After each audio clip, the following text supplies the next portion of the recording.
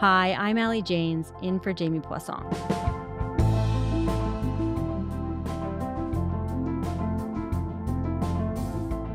For about 2.5 years now, the Liberals have been able to count on the NDP to keep them in power. They've had this deal, a supply and confidence agreement, where the NDP would support the Liberals on key votes that could defeat their minority government. And in exchange, the Liberals would pass some key NDP policies, which they did. But that political lifeline was yanked out of the wall yesterday, when the NDP announced it was pulling out of the deal. Today, I notified the Prime Minister that I've ripped up the supply and confidence agreement. Canadians are fighting a battle for the future of the middle class. Justin Trudeau has proven again and again he will always cave to corporate greed. The Liberals have let people down. They don't deserve another chance. It's another major blow to Trudeau's struggling party. Brian Platt is with me now. He's a political reporter for Bloomberg in Ottawa. Hi, Brian. Thanks so much for being here. Thanks for having me. So the NDP are ending this supply and confidence agreement with the Liberals after a little more than 2 years. And so why are they doing this now? I think the frame that you have to look at this in is that last summer, the Liberal polling numbers collapsed. The bottom fell out. And there was, probably a pileup of factors that contributed to that. And the Liberals saw a big collapse in their polling numbers. They went from polling in the 30s to polling in the low 20s. And a huge gap opened up with the Conservatives. But when Liberal numbers go down, you would usually see the NDP get some benefit from that. And yet the NDP stayed completely flat, maybe even a slight decline in the NDP numbers. So the Liberals went down in the polls, the NDP stayed flat, and the Conservatives got a big boost. Right. And so I think in the lead up to an election, if you're the NDP, you're thinking to yourself, we have got to create some separation from the Liberals to show that we're different from them and to try to take advantage of their slide in the polls. And I think that's what you saw the start of today. The fact is, the Liberals are too weak, too selfish, and too beholden to corporate interests to fight for people. They cannot be the change. They cannot restore the hope. They cannot stop the Conservatives, but we can. This, of course, leaves the Liberals vulnerable to a confidence vote, right? Which could mean that, it would trigger an election. So are the NDP, are they in a position, though, where they would actually want an election right now? It's a good question, and it's going to be the subject of a lot of debate over the coming days and weeks and months. Anybody right now who predicts when the election's going to happen, everybody can have an opinion on this. Nobody really knows. And it's complicated because it's not just the NDP, right? Mm-hmm. The Liberals have 154 seats in Parliament. To pass something in Parliament, you need 170 votes. Right. So all they need is the support, or even just the tacit support of one of the parties, the NDP, the Bloc Québécois, or the Conservatives. I don't think the Conservatives are ever going to support them, but you just need either the NDP in that scenario. You need either the NDP or the Bloc to support you, or at least not vote against you. And so it is totally possible we don't have an election right away. That on a case by case basis, whenever a confidence measure is before the House, that one of the parties chooses to not force an election call, and we don't get an election till next spring or even a full year from now. But what the news today means is that an early election is much more likely now, and it is totally possible that it happens this fall.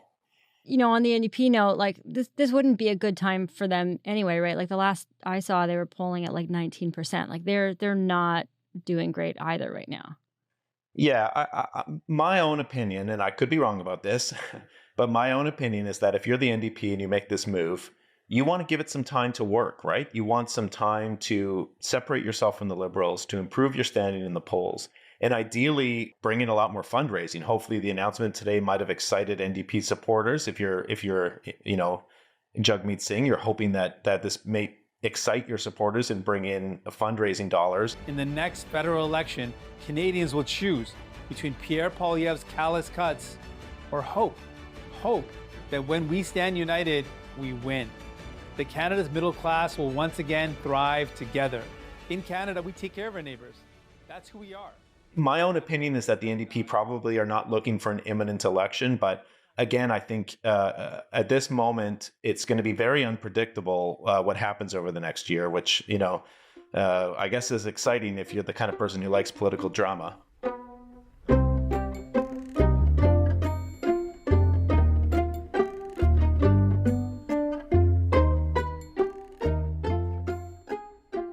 You just mentioned, Brian, like obviously this isn't just about the NDP. Like there are other parties that the Liberals could go to for support. But given that they can no longer count on the NDP's support, what kind of position does this leave the Liberals in going into the sitting of Parliament?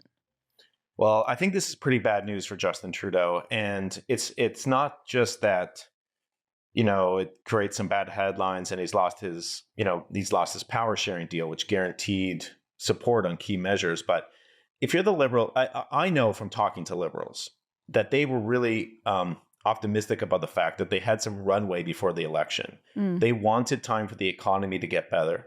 They wanted time for interest rates to come down. They want separation from that big inflation shock that happened after the pandemic that caused a lot of affordability pressures on all kinds of items, right? From housing to food to gas to, home heating, all that stuff. Right. The Liberals thought that this was good to have a year of runway, up to, hopefully a year. I mean, and Trudeau himself said today he doesn't want an election until next fall. And I think he really means it. And if it's up to the Liberals, they would not go to the polls until next fall. An election will come in the coming year, hopefully not till next fall.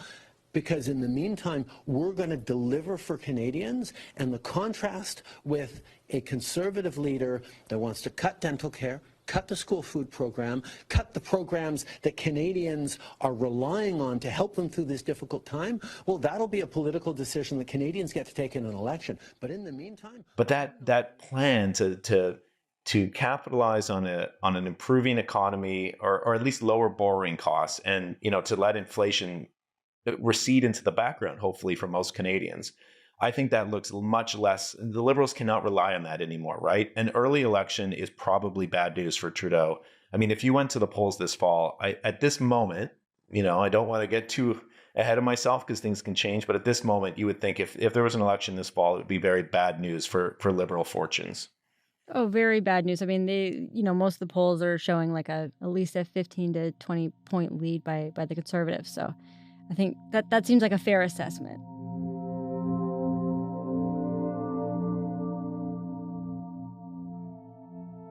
Let's do a little, post-mortem on this deal. So can you just remind us what the NDP said was the intention of that agreement at the time? Like, why did they get into bed with the Liberals in the first place?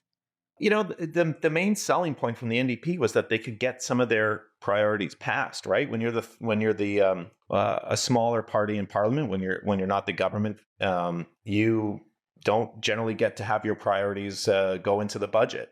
We absolutely are hopeful about this real significant and substantial victory for people. This is going to be help that people need.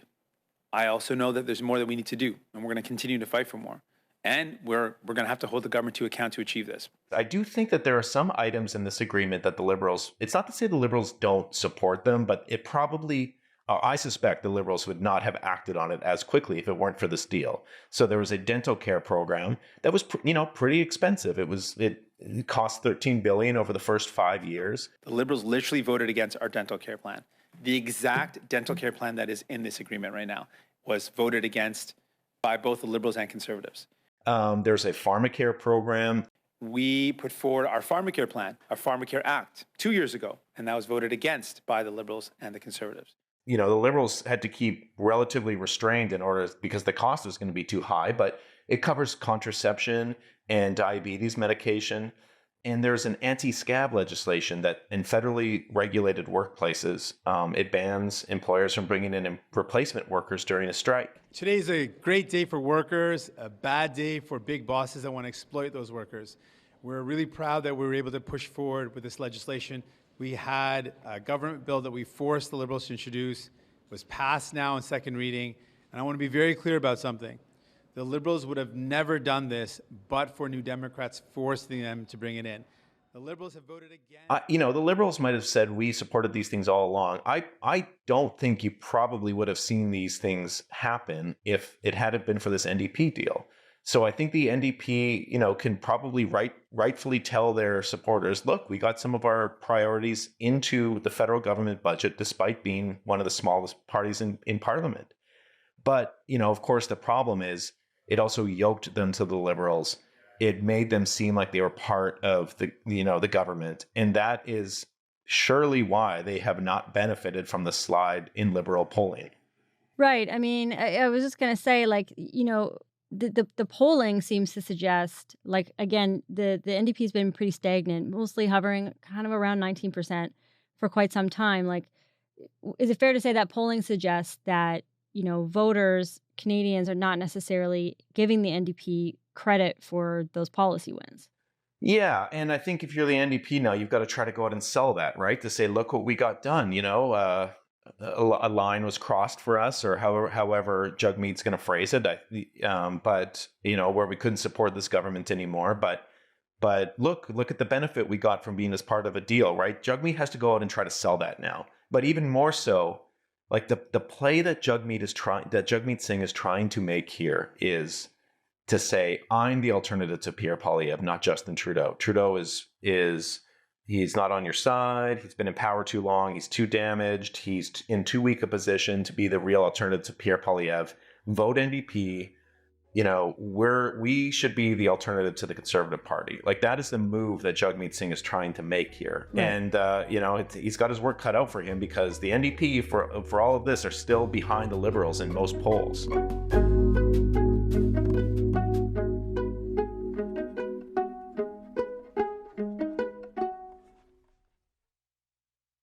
And understanding, a little bit more about the tensions that were happening between these two parties. We know that there were kind of points of disagreement.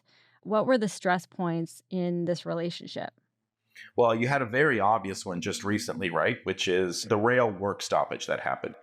You had both railways have a work stoppage at the same time, which is, economically crippling for the country to have happen.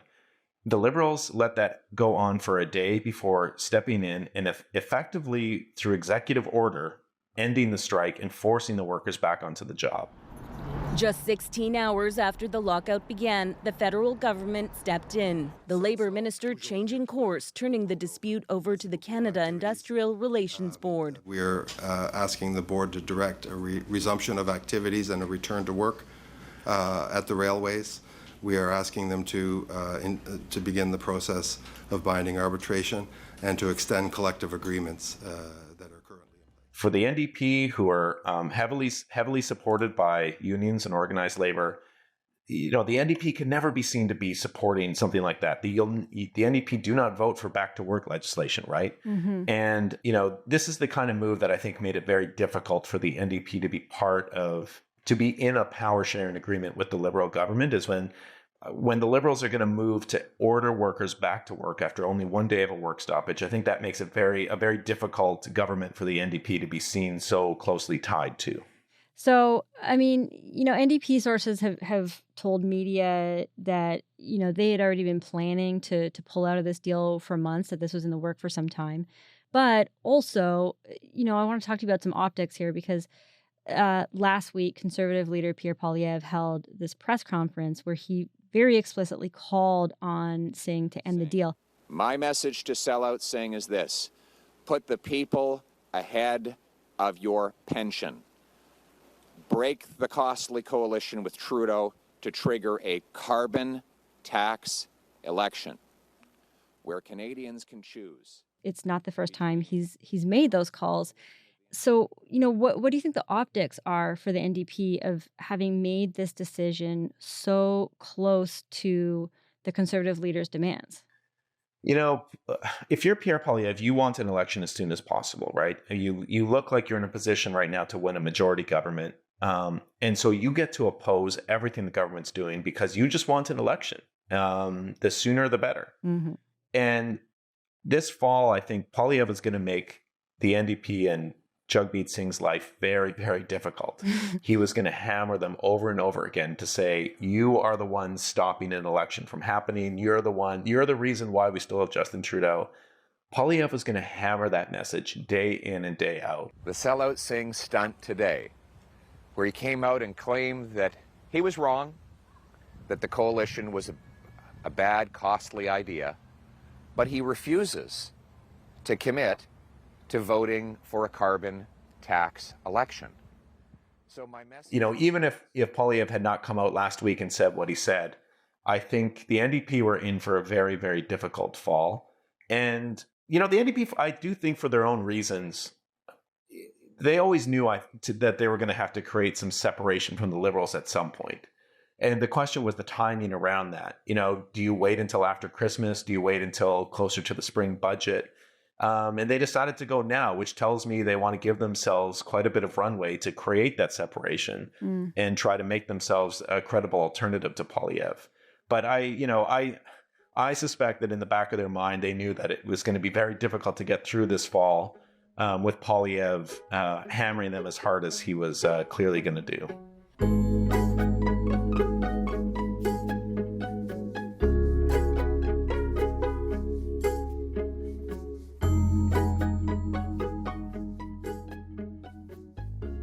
Poilievre and the Conservatives have clearly been trying to cut into the NDP's identity as the party of the working class. A country is built by the people who rise when it is still dark. The servers and soldiers, the farmers and factory hands, the nurses and night shift workers, often called ordinary people, but they are extraordinary. Meanwhile, on the other hand, we've got the Liberals who, as we were talking about, have largely gotten the credit for a lot of what could probably be seen as the NDP's policy wins over the last couple of years. So, where does that leave the NDP? What do you think they have to do to kind of make some gains here and get their own identity back? Well, I think we're in for a really interesting NDP Conservative battle in the next election, because the Conservatives are absolutely targeting sort of what they would consider blue-collar working class people. So not necessarily people leading unions. Union management, I don't think, is ever going to be a fan of Pierre Poilievre. But the people who belong to unions and who work at factories and, consider themselves blue-collar, Pierre Poilievre absolutely is targeting those voters. And the NDP, in some of their more rural ridings, but also in cities that are pretty dominated by factory work. So you might think of Windsor, Ontario as an example of that. The NDP, there's going to be a real orange-blue battle in these areas. And the NDP are worried absolutely about Pierre Poilievre coming after their voters. And I think, that battle was going to happen anyway. But again, the NDP had to be careful not to get too associated as an election was called with the Liberals. The Liberals at this point are essentially a party of the big cities. If you look at Atlantic Canada at the moment is the exception, the big exception, I think you would say here. But the Liberal power base is absolutely in cities. And the NDP hold a lot of ridings outside cities that the Conservatives are targeting. And the NDP have to defend those ridings. And so I think you have it is very much something to watch when we eventually do get an election, is whether the NDP can hold off the Conservative attempt to win these orange ridings. It's really interesting.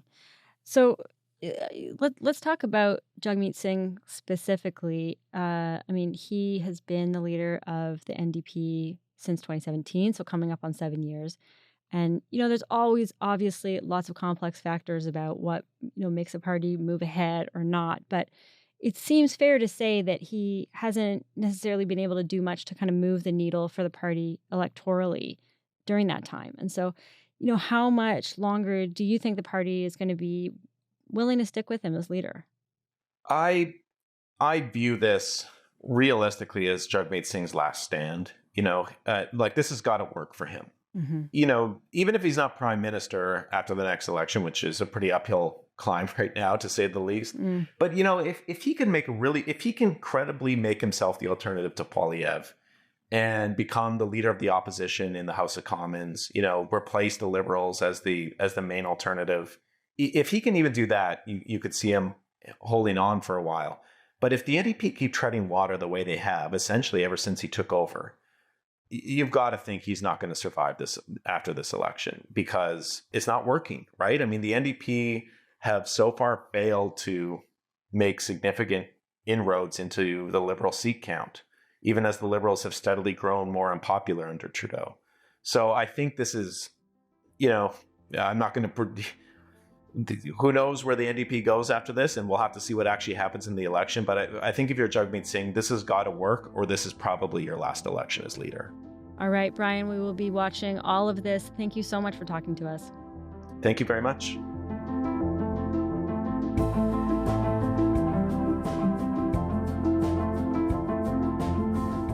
All right, that is all for today. I'm Allie Janes, in for Jamie Poisson. Thanks so much for listening to Front Burner, and we'll talk to you tomorrow.